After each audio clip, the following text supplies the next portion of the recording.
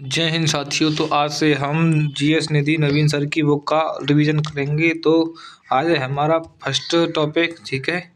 तो स्ट्रेटेजी के से स्टार्ट करेंगे। और मतलब पूरा का पूरा बुक का रिवीजन करेंगे। तो चलिए चलते हैं।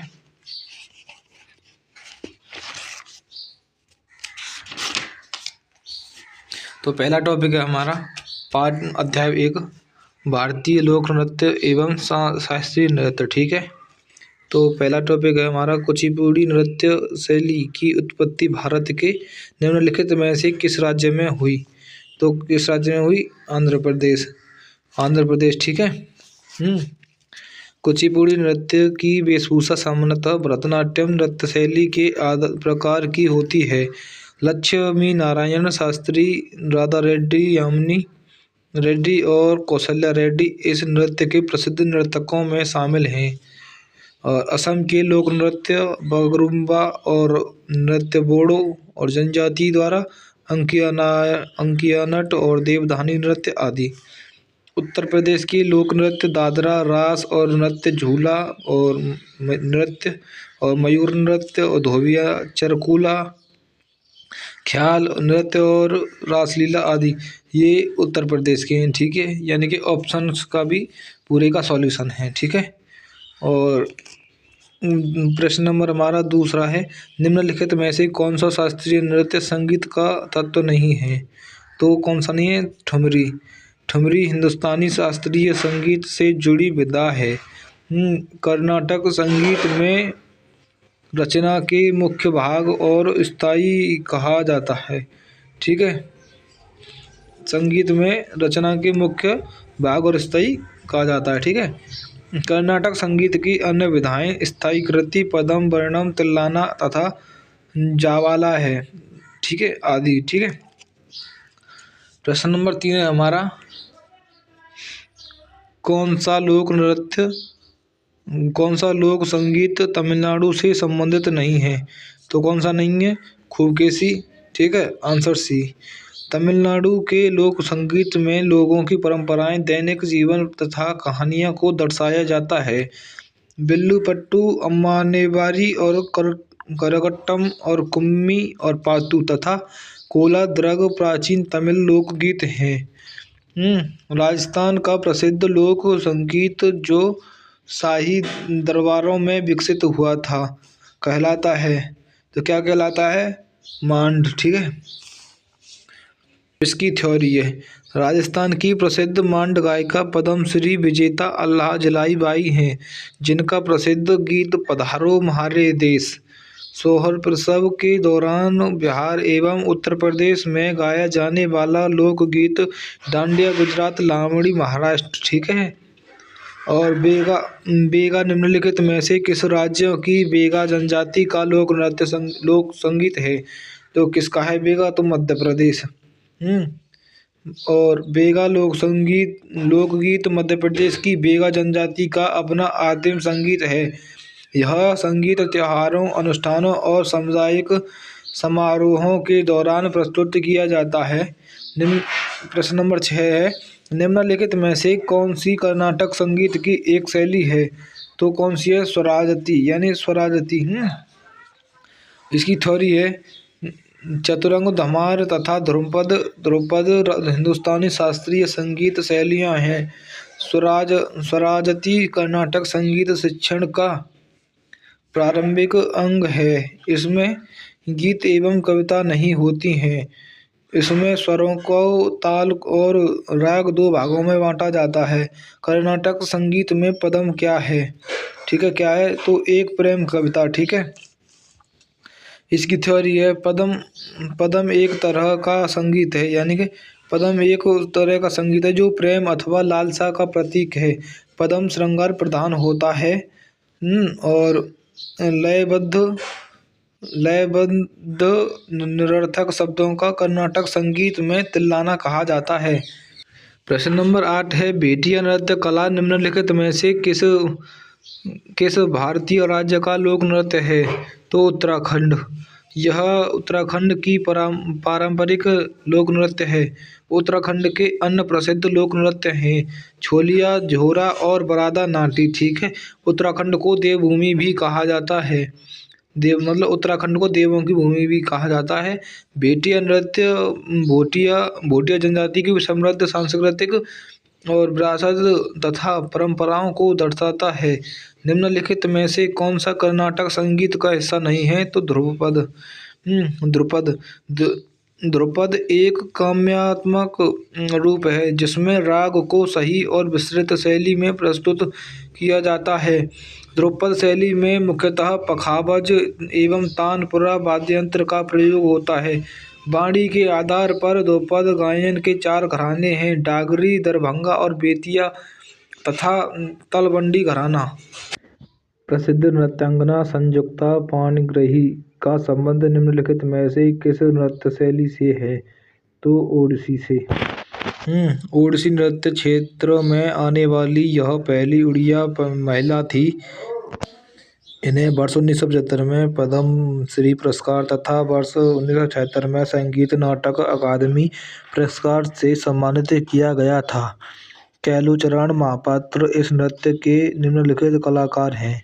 पारंपरिक के संगीत में ठुमरी और अन्य लयात्मक गीत शैलियाँ शामिल हैं। ठीक है। तो किसमें शामिल हैं? कथक में। कथक। ठुमरी के पाठ आमतौर पर राधा कृष्ण के जीवन के प्रसंगों से संबंधित हैं। ठीक है। ठुमरी गायन की दो प्रमुख शैलियाँ पंजाबी शैली तथा बनारस शैली है। ठीक है। ठुमरी के प्रसिद्ध कलाकार गौहर जान, शोभा गुड्डू, बेगम अख्तर, प्रभा अत्रे, रसूलन देवी हैं आदि।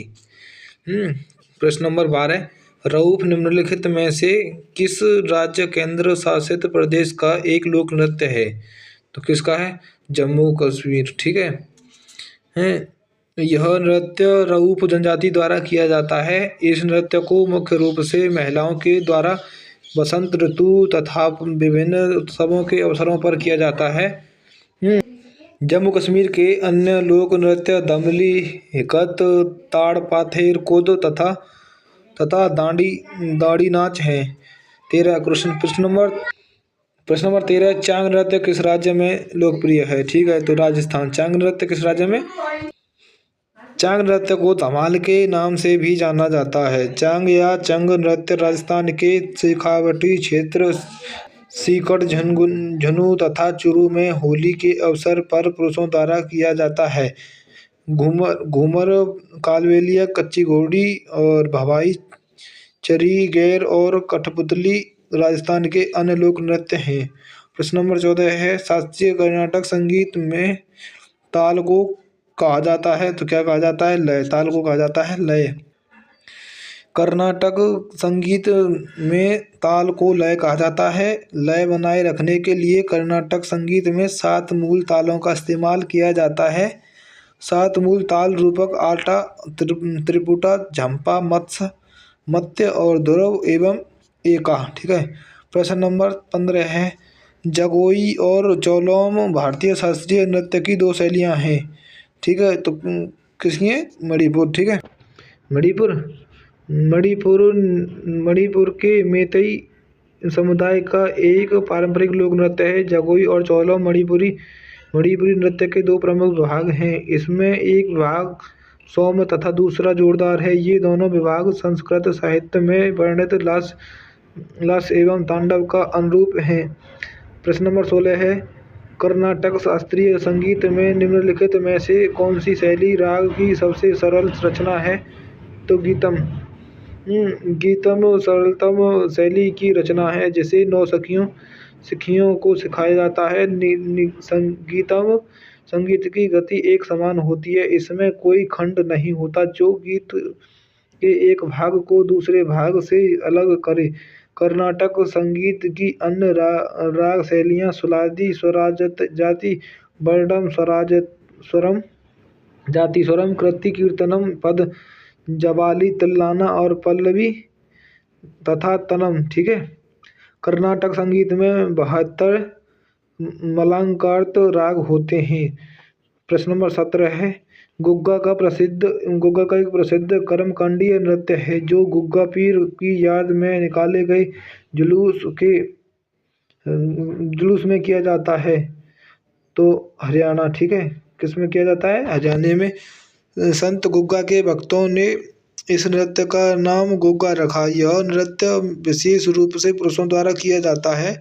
हरियाणा के कुछ प्रमुख लोक नृत्य हैं जो कि फाग डांस, सांग स्वाग डांस और छठी नृत्य, खोरिया नृत्य, धमाल नृत्य, डेफ डांस और झूमर डांस और लूस डांस।